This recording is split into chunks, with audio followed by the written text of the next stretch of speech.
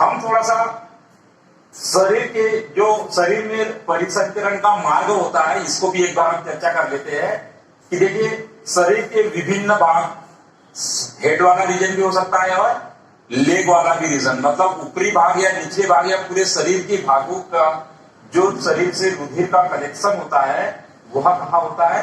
सबसे पहले महाशिरा के द्वारा दाएं आलिंद में आता है। चीज क्लियर है कि ऊपर के भाग से शरीर के निचले भाग से, मतलब हृदय के ऊपरी भाग से और शरीर के निचले भाग, ऊपरी भाग को एंटीरियर वेना कावा और निचले भाग को इंफीरियर वेना कावा कहते हैं। वहां से यह दाएं हृदय में आता है। दाएं हृदय में संकुचन होने के बाद में यह कहा आता है? दाएं निलय में आता है। दाएं निलय से यह कहा जाता है, इसके द्वारा यह फेफड़ों में जाता है। फेफड़ों में फुफ्फुस सिरा कहते हैं इसको, धमनी, फुफ्फुस, फुफ्फुस धमनी, ठीक। फुफ्फुस धमनी के द्वारा यह ऑक्सीजनेट होने के लिए कहा जाता है, यहाँ पे फेफड़ों में जाता है। फेफड़ों में यह ऑक्सीजनेट होने के बाद इस फुफ्फुस सिरा के द्वारा दाएं आलिंद में आता है और दाएं आलिंद से यह बाएं निलय में आता है और बाएं निलय से यह शरीर के विभिन्न भागों में महाधमनी के द्वारा यह वितरित कर दिया जाता है। तो इस प्रकार से जो इसमें देखो संकुचन और प्रसारण तो होता है, लेकिन एक में संकुचन होता है तो दूसरे में प्रसारण होता है, दूसरे में प्रसारण होता है तो इस एक में संकुचन होता है। इस प्रकार से यह शरीर में विभिन्न भागों से रुधिर का जो परिवहन होता है यह इस सिस्टम के द्वारा होता है। रुधिर फेफड़ों में क्यों जाता है? हमें पता है कि रुधिर जो डीऑक्सीजनेटेड ब्लड होता है वह डीऑक्सीजनेटेड ब्लड विभिन्न भागों से कलेक्ट किया जाता है और वहां से प्योर होने के लिए, ऑक्सीजन होने के लिए फेफड़ों में जाता है। फेफड़ों में देखो सिराओं में थोड़ा अंतर है। हमें पता है कि हमारे शरीर में दो प्रकार की रक्त नलिकाएं होती है। एक को क्या बोलते हैं हम? सिरा बोलते हैं और एक को क्या बोलते हैं हम? धमनी बोलते हैं। तो शरीर में जो सिरा होती है इसमें डीऑक्सीजनेटेड ब्लड बहता है और धमनी होती है उसमें ऑक्सीजनेटेड ब्लड बहता है। लेकिन फेफड़ों में यहाँ पे उल्टा होता है। फेफड़ों में सिरा जो धमनी होती है इसमें डीऑक्सीजनेटेड ब्लड बहता है और जो सिरा होती है इसमें ऑक्सीजनेटेड ब्लड बहता है। ये सिर्फ कहाँ पे होता है? फेफड़ों के अंदर, या फेफड़ों को जो रुधिर पहुंचाती है, जहां पे फेफड़ा रुधिर को रिसीव करता है उसको क्या बोलते हैं? वह धमनी बोलते हैं। जिसमें कौन सा रुधिर होता है? डीऑक्सीजनेटेड रुधिर होता है। और जहां से फेफड़ों से जहां पे जो रक्त नलिका निकलती है इसको सिरा बोलते हैं। सिरा में यहाँ पे ऑक्सीजन ब्लड होता है। जबकि फिर सारे शरीर में जहां से यह धमनी निकलती है तो यहाँ धमनियों के द्वारा शरीर के विभिन्न भागों में जो रुधिर जाता है वो धमनियों के द्वारा जाता है और धमनियों को क्या कहते हैं हम? उसमें डीऑक्सीजन मतलब ऑक्सीजनेटेड ब्लड होता है। तो हमारे शरीर में रक्त नलिकाएं जो होती है तीन प्रकार की होती है। कौन सी? एक धमनी, एक सिरा। धमनी में क्या होता है? धमनी में हमारे शरीर में धमनी, सिरा और रक्त केशिकाएं, रक्त केशिकाएं, ये तीन प्रकार की रक्त नलिकाएं हमारे शरीर में होती है। धमनी में कौन सा रुधिर बहता है? शुद्ध रक्त, या जिसको हम बोलते हैं ऑक्सीजनेट, और इसमें अशुद्ध रक्त। जबकि फेफड़ों में उल्टा हो जाता है। तो अशुद्ध का मतलब क्या होता है? ऑक्सीजनेट, और इसका मतलब होता है कार्बन डाइऑक्साइड युक्त। और रुधिर में वैसे तो सारी चीजें पाई जाती है। इसमें ग्लूकोज पाया जाता है, इसमें एमिनो अम्ल पाए जाते हैं, इसमें प्रोटीन पाए जाते हैं, इसमें लवण पाए जाते हैं, विभिन्न प्रकार के अवशिष्ट पदार्थ भी पाए जाते हैं। तो यह मेनली हमें कार्बन डाइऑक्साइड ऑक्सीजन के आधार पर इसको धमनी और वेन को हम इसको अलग अलग रख सकते हैं। तो इस प्रकार से धमनी जो होती है, धमनी की जो नलिका होती है वह थोड़ी मोटी होती है, क्योंकि रुधिर से मतलब यहाँ से फेफड़ों का मतलब सारी हृदय के द्वारा जब इसमें जोर से संकुचन होता है तो यह प्रेशर के साथ क्या होता है, शरीर में आगे की ओर बढ़ता है। तो धमनी की जो सिरा है मतलब जो नलिका होती है वो थोड़ी मोटी होती है, जबकि सिरा थोड़ी पतली होती है। हम नली में हमें पता है कि जब डॉक्टर के पास जाते हैं तो हमारा बीपी नापते हैं। तो बीपी क्या होता है, वह ब्लड का जो प्रेशर होता है जो नलिका के ऊपर रुधिर के द्वारा डाला हुआ दबाव जो होता है वह उसके द्वारा यह नापते हैं कि रुधिर का जो दबाव है वो नलिका में किस प्रकार से होता है।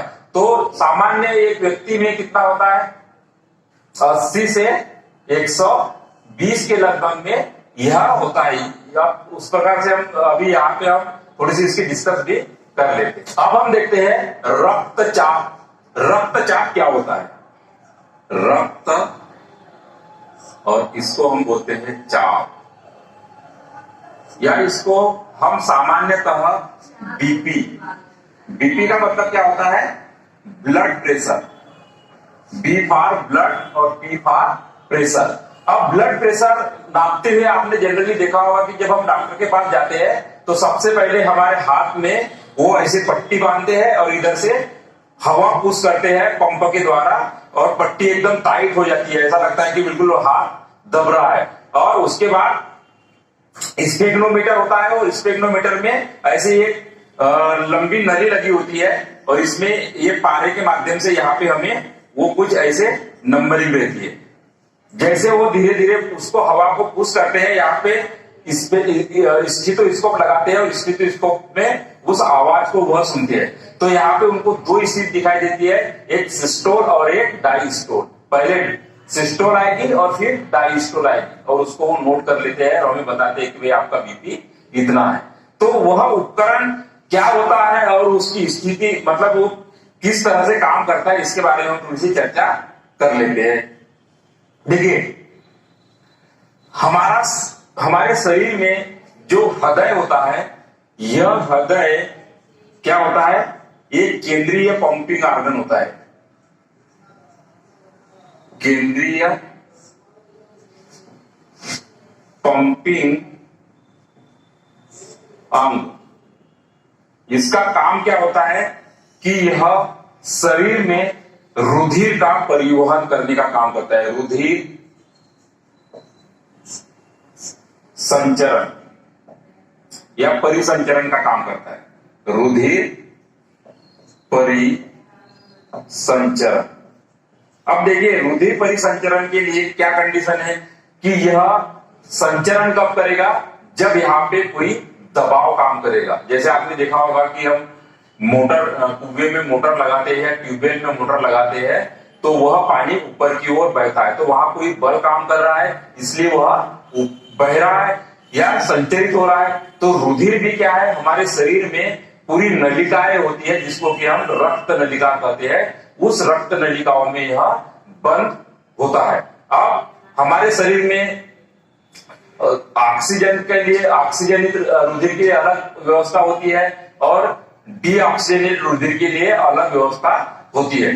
तो यहाँ पे हम समझते हैं कि रुधिर परिसंचरण तंत्र में रुधिर जो नलिका होती है उस पे किस प्रकार से दबाव बनता है। हमें पता है कि हमारा जो हार्ट है इसमें यह क्या करता है, रुधिर नलिकाओं पर दबाव डालता है, इस प्रकार से यह होता है। और रुधिर यहां से विभिन्न भागों से आता है, नीचे भाग से, ऊपर भाग से, और ये कहा जाता है राइट आरिकल, जिसको कि हम दाया आलिंद बोलते हैं। ये होता है दाया राइट वेंट्रिकल, या इसको हम दाया आलिंद बोलते हैं। इसी प्रकार से यह लेफ्ट आरिकल और ये होता है लेफ्ट वेंट्रिकल, या इसको आलिंद निलय। ठीक है, ये बाया जो निलय होता है, देखो आलिंद और निलय, ये इसको हम राइट वेंट्रिकल्स भी बोल सकते हैं। यह राइट वेंट्रिकल्स क्या करता है, रुधिर को पंप करता है, क्योंकि रुधिर परिवहन की संरचना हमने पहले भी समझ चुकी है कि रुधिर पहले यहां आता है, यहां से यह राइट वेंट्रिकल में जाता है, और राइट वेंट्रिकल से यह लंग्स में जाता है, ऑक्सीजन लेने के लिए और ऑक्सीजनेट होने के बाद यह यहां पे आता है और यहां से फिर इस वाल्व के द्वारा यह लेफ्ट वेंट्रिकल में आता है। लेफ्ट वेंट्रिकल दबाव डालता है और हमारे शरीर में जो केशिकाएं होती है, जो क्या होती है, सबसे पहले महाधमनी, यहां से क्या निकलती है, यहां से महाधमनी, यहां पे हम लिख देते हैं महाधमनी। फिर महाधमनी कहा जाती है धमनी का धमनी, फिर धमनी का धमनी, धमनी का धमनी का फिर केशिकाएं, केशिकाएं। ठीक, अब ये केशिकाएं जो है पुनः काय में आती है, धमनी केशिकाएं, ये धमनी केशिकाएं हो गई और यहां पे सीरा केशिकाएं, सीरा केशिका। फिर सीरा केशिका कहां आती है, सीरा काय, फिर ये सीरा काय कहा जाती है, सीरा, और सीरा के काय में आती है महासीरा, महासीरा। इस प्रकार से रुधिर बहता है। यहाँ पे ये जो लाइन हमने बात की, ये क्या है, जिसमें डीऑक्सीजनेट या जिसको हम बोल सकते हैं ऑक्सीजन मुक्त रुधिर, मतलब यहाँ पे ऑक्सीजन इस रुधिर में नहीं है, इसको बोलते हैं वी ऑक्सीजनित रुधिर, और ये होता है ऑक्सीजनित रुधिर। तो यहां से जो फेफड़ों से रुधिर ऑक्सीजनित होके यह कहा आता है बाया आलिन में आता है, बाया आलिन से यह बाएं निलय में जाता है, बाएं निलय में संकुचन होता है। तो यह संकुचन में जो प्रेशर पड़ता है, इस नलिकाओं पे जो प्रेशर होता है उसको बोलते हैं हम ब्लड प्रेशर। तो यहाँ ब्लड प्रेशर अलग अलग स्थिति में हो सकता है। एक समय जब इसमें संकुचन होता है तो इस संकुचन के साथ में दबाव के साथ रुधिर आगे बढ़ता है, तो उसको बोलते हैं हम सिस्टोल या शिथिलन वाली स्थिति, शिथिलन वाली पोजीशन को बोलते हैं हम सिस्टोल। और जब यहाँ पे रुधिर वापस आता है, तो रुधिर जब वापस आता है यहाँ पे आता है सबसे पहले, तो उसको बोलते हैं हम शिथिलन या प्रसारण। इस प्रसारण को बोलते हैं डाईस्टोल। तो स्वाभाविक सी बात है कि जब रुधिर यहाँ पे जो इस निलय में संकुचन होगा तो रक्त नलिकाओं पे दबाव अधिक होगा, उसको बोलते हैं हम सिस्टोल अवस्था। और जब यहाँ पे प्रसारण होगा तो उस समय इसका दबाव जो होगा रक्त नलिकाओं पे कम होगा। तो उसी नाप के आधार पे हमारा रुधिर का मापन होता है या ब्लड प्रेशर का नापन होता है, या रुधिर नलिकाओं पे जो दबाव होता है रक्त का, उसका नापन करता है। रुधिर रक्तचाप या बीपी का मतलब क्या होता है, रक्त नलिकाओं पे डाला गया दबाव ही क्या कहलाता है, ब्लड प्रेशर कहलाता है। अब यहाँ पे देखिए सिस्टोल अवस्था में रक्त नलिकाओं पर जो दबाव होता है वह 120 mm Hg होता है, जबकि प्रसारण या सिस्टोल वाली अवस्था में यह होता है 80 mm Hg। Hg का मतलब क्या होता है, पारा वाली एक ऐसी ट्यूब होती है जो आपको बताया था कि इस प्रकार से, और इसमें पारे की जैसे आपने देखा होगा जैसे थर्मामीटर में होता है उसी प्रकार यह। तो इस उपकरण को क्या बोलते हैं, स्फेग्नोमीटर, जिससे बीपी नापते हैं उसको क्या बोलते हैं, स्फेग्नोमीटर। ठीक, और दूसरा जिससे उस आवाज को सुना जाता है, जो हमने कभी कभी देखा कि डॉक्टर जो हमारे चेस्ट को भी इसको चेक करते हैं, इसको क्या बोलते हैं,